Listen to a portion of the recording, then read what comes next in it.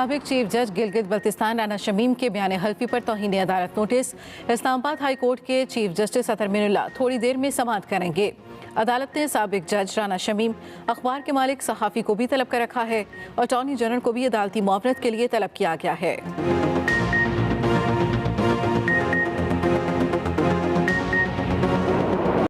मुल्क में 24 घंटे के दौरान कोरोना से 6 अफराद जाम हक। गुज़श्ता रोज़ कोरोना के 33,000 से ज़ायद टेस्ट किए गए, 216 मस्बत निकले।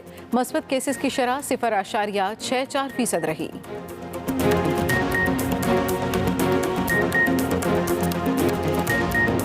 और इलेक्ट्रॉनिक वोटिंग मशीन से मुतल्लिक हुकूमती इत्तेहादी जमातों के तहफ़्फ़ुज़ात दूर। वज़ीर आज़म की ज़ेर सदारत हुकूमती और इत्तेहादी रहनुमाओं का इजलास। MKM EVM के मामले पर हुकूमती ब्रीफिंग से गैर मुतमईन, वज़ीर आज़म से वक्त मांग लिया।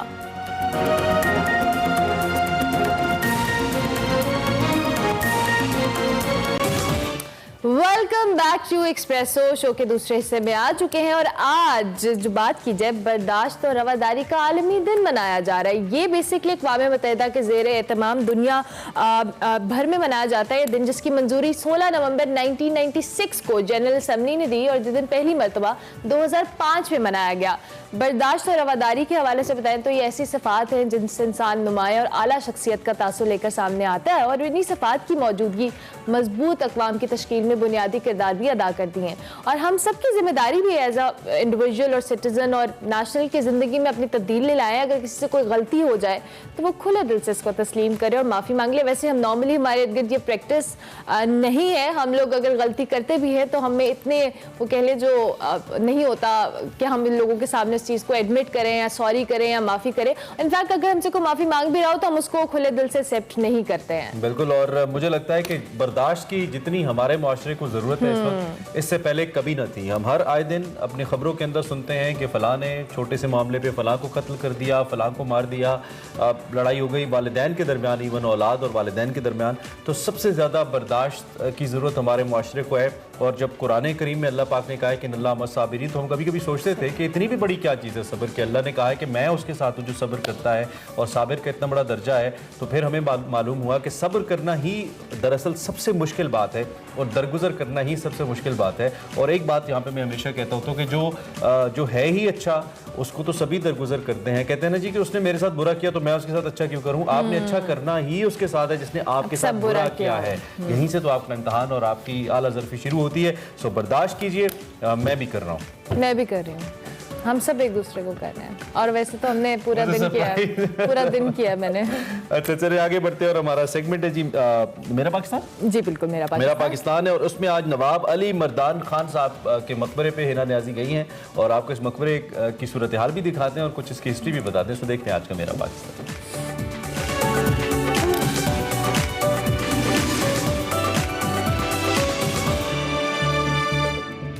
अस्सलाम वालेकुम नाजरीन। मुगलपुरा लाहौर का वो इलाका है जो मुगल शहजादों की पुरताइश रिहाइश गाहों का मरकज हुआ करता था और इन तर्ज तामीर के आसार आज भी उस दौर की अक्कासी करते हैं।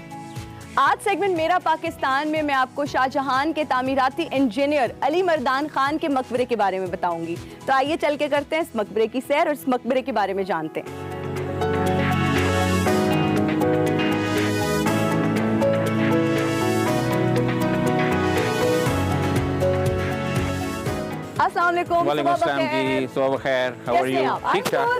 ठीक ठाक फर्स्ट क्लास। नाज़रीन, इस वक्त हमें इस सेगमेंट मेरा पाकिस्तान में अतीकुर रहमान साहब ने ज्वाइन किया है। सबसे पहले तो ये बताइएगा कि अली मर्दान खान थे कौन और उनके शाहजहां के साथ कितने अच्छे ताल्लुकात थे। जी, अली मर्दान खान बुनियादी तौर पे कुर्द ख़ानदान से इनका ताल्लुक़ था। इनके वालिद अलीगंज खान उस वक़्त के शहनशाह ईरान अव्वल अब्बास शाह साहब के जर्नैल थे, फौजी ऑफिसर थे और जिनको करमान की हुकूमत जो है वो सौंपी गई थी। जी। लेटर ऑन जब ये तकरीबन 30 साल तक ये वहाँ पे हुक्मरान रहे, उनकी वफ़ात के बाद यानी इनके वालिद की वफ़ात के बाद फिर शहनशाह अब्बास ने इनको अपने कंधार का हाकिम मुकर्रर किया। जी ठीक है सर, मुझे ये बताइएगा कि मुगलिया सल्तनत में इनकी ये कैसे दाखिल हुए और इनके कितने अच्छे सबके साथ ताल्लुकात थे, कब दाखिल हुए, कैसे दाखिल हुए। जी वो इस तरह से है कि जब अली अब्बास साहब की वफ़ात हुई तो उसके बाद उनके भतीजे सफ़ी शाह ने जब हुक्मरानी का संभाला तो उसके बाद फिर उन्होंने जो बादशाह के क्लोज जो लोग थे उनको आहिस्ता आहिस्ता दूर करना शुरू किया और उनके खिलाफ साजिशें शुरू की। तो इन्होंने वक़्त के साथ भांप लिया कि अब मेरा यहाँ पे गुजारा नहीं हो सकता। तो फिर उसके बाद ये शाहजहाँ के साथ शामिल हो गए और पूरी अपनी रियासत कंधार के साथ उनकी मुगलिया सल्तनत में शामिल हुए थे। सर ये बताइएगा कि अली मर्दान खान ने कौन कौन सी जो है वो तामीरात करवाई, कौन कौन सी नहरें खुदवाई? जी, अली मर्दान खान साहब जब शहनशाह शाहजहां के साथ जब ये शामिल हुए तो बुनियादी तौर पे ये एक इंजीनियर का ज़ौक़ रखते थे। हाँ जी। इंजीनियरिंग से इनको बड़ा शगफ था। तो इन्होंने इंडिया में, जो कि उस वक़्त बरे सग़ीर था, दिल्ली से एक नहर जो है वो दिल्ली के किले तक, फिर लाहौर में तकरीबन 100 किलोमीटर दूर माधोपुर से एक नहर जो है वो शालामार बाग में उन्होंने खुदवा के उसको पानी की जो है वो वहाँ पे रवानी दी। आपने देखा होगा कि शालामार बाग में जो इस वक्त फाउंटेन्स हैं ये उन्हीं का शाहकार है और उन्हीं की ये इंजीनियरिंग है कि इस वक्त आज भी वो फाउंटेन जो है हमारे यहाँ मौजूद है। सर अब हम चाहेंगे कि आप हमें इस खूबसूरत मकबरे की सैर करा दें। जी प्लीज़ आइए।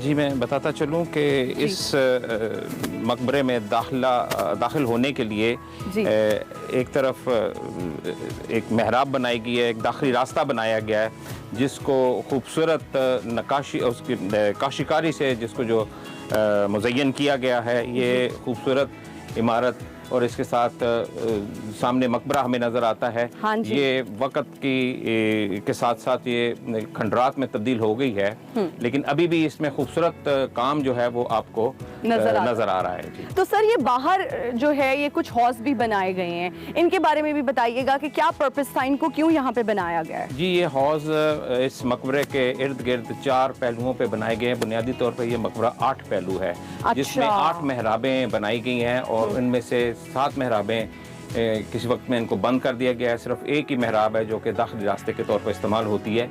उसके अलावा बाहर 4 हौज बनाए गए, जो कि आपको पता है कि अली मर्दान खान एक इंजीनियर था और उसको शौक था और उसका ज़ौक़ था, तो ये खूबसूरती के लिए और इसके साथ ब्यूटिफिकेशन के लिए बनाए गए हैं। ठीक है सर, यहाँ पर कितनी कब्रें हैं? 3 कब्रें हैं गालिबन। जी यहाँ पर अगर देखा जाए तो इस मकबरे के नीचे एक तहखाना है। इस तहखाना के अंदर 3 कबूर हैं, जिसमें एक अली मर्दान खान की कब्र है, एक उनके बेटे की कब्र है और एक शायद उनकी वालदा की कब्र है। सर ये मकबरा 3 मंजिला है और उसकी एक बेसमेंट भी है, तो उसमें कौन सा मटेरियल इस्तेमाल किया गया है? जी आपने बिल्कुल दुरुस्त फरमाया कि ये मकबरा 3 मनाजिल पर मुश्तमिल है, जिसमें एक इस बेसमेंट है और एक ये तख्ता है और इसके ऊपर फिर एक मंजिल और है और उसके ऊपर फिर एक कबीउल हैसल जो है एक डोम बनाया गया है। जी इस इमारत को रवायती तौर पर जो मुगलिया इमारात में जो एक रवायती मटेरियल इस्तेमाल होता है, जिसमें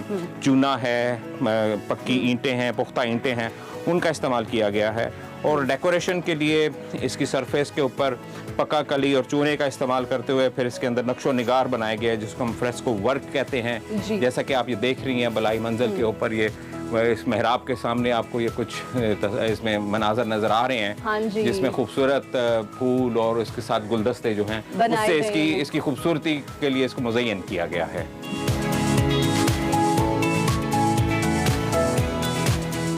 रंग बदलता और खस्ता हाल ईंटों से बना पुरशिकवा अली मर्दान खान का मकबरा किसी दौर में मुगलिया आराइशों की अजमतों की हमसरी करता था। अली मर्दान खान अपनी काबिलियत की बदौलत मुगल शहनशाह शाहजहां के मंजूरे नज़र बन गए थे और शाहजहां ने उन्हें वसी तजर्बे की बुनियाद पर मुख्तलिफ अदवार में कश्मीर, काबुल, लाहौर की गवर्नरी और इसके अलावा 1639 में अमीरुल उमरा के खिताब से नवाजा।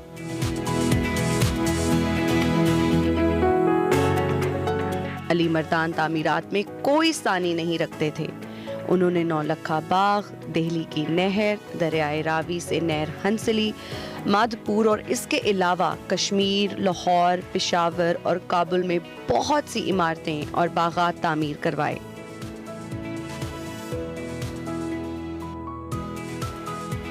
इस मकबरे के हर तरफ शानदार